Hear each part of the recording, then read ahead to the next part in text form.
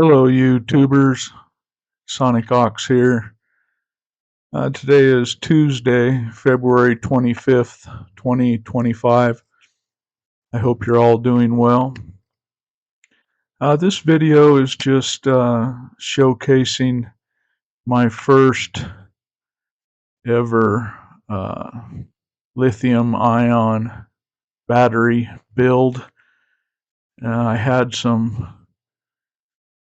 18650 cells laying around, and they were all 3,300 milliamp hours, and I had 6 of them, so I thought I'd build a 6S pack and try it out on the OX7.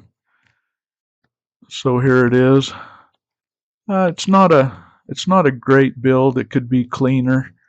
I could use flat copper sheets instead of wires to connect the batteries in series. But this is what I had, so this is what I used. These are all new cells, and they're all the same capacity. So I hope it'll work out right.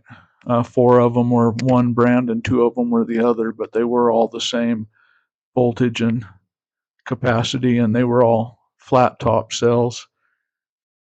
I may shorten that battery lead.